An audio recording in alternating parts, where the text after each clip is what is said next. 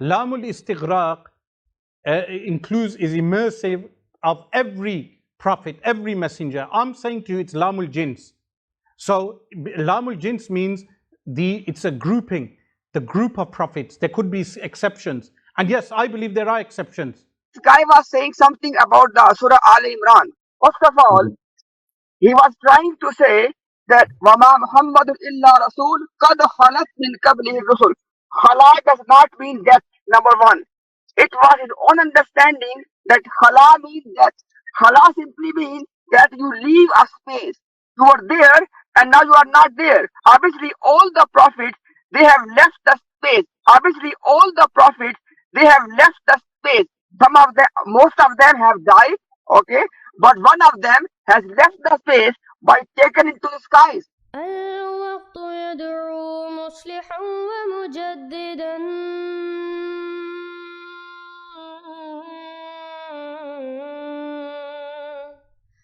فرنوا بنظر طاهر وجنان.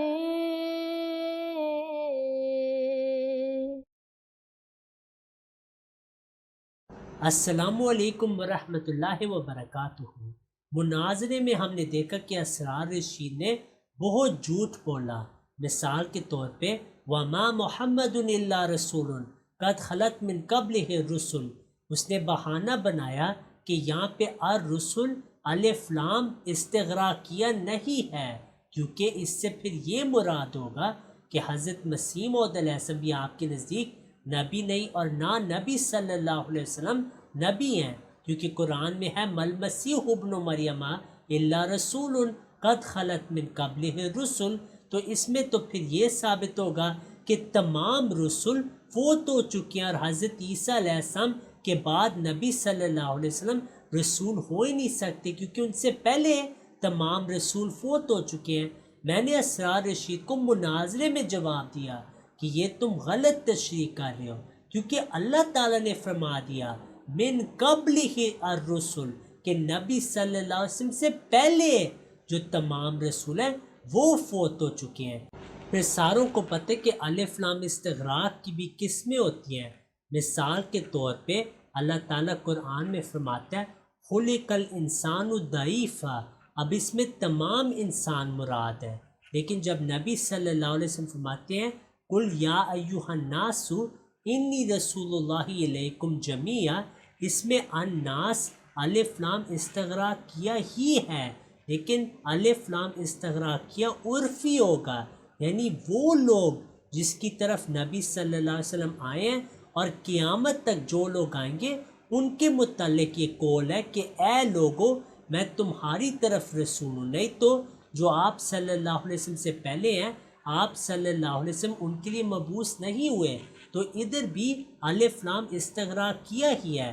تو قد خلت من قبل ہی الرسل میں واضح ہے کہ یہ تمام رسول ہیں جو نبی صلی اللہ علیہ وسلم سے پہلے ہیں، وہ سب کے سب فوت ہو گئے. اور اللہ نے خود تشریح کی افا اماتا او قتلا، اللہ تعالیٰ نے خود خلق کی تشریح کی کہ افا اماتا او قتلا، یا تو رسول فوت ہوئے یا قتل کیے گئے. لیکن حضرت عیسیٰ علیہ السلام کے بارے واضح ہے وما قتلوہ، ان کو قتل انہوں نے یہودیوں نے نہیں کیا.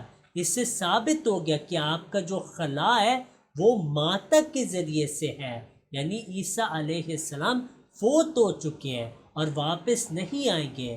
یہ ایک تیسرا معنی جو خلق کا بیان کرنا چاہتے ہیں کہ زندہ جسم سمیت آسمان پہ جانا، یہ کبھی بھی یہ ثابت نہیں کر سکتے.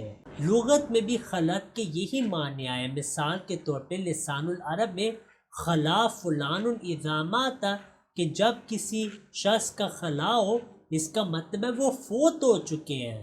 اب ہم آپ کو دکھائیں گے کہ مولوی امتیاز نے کتنی بری طرح اسرار رشید کو جھوٹا ثابت کیا. اسرار رشید دعوے کر رہا تھا کہ وہ مسلمانوں کا نمائندہ ہے اور کہہ رہا تھا کہ یہاں پہ استثناء ہے، لیکن مولوی امتیاز صاحب نے واضح کر دیا کہ اس میں تمام رسول موجود ہیں، لیکن جھوٹ بولا کہ خلق کا یہ بھی معنی ہے کہ عیسیٰ علیہ السلام آسمان پہ چلے گئے. ان کو چیلنج ہے کہ ہمیں دکھائیں کہ خلق کے متعلق کس لغت کی کتاب میں یہ لکھا ہے کہ اس کا معنی ہے زندہ جسم سمیت آسمان پہ جانا۔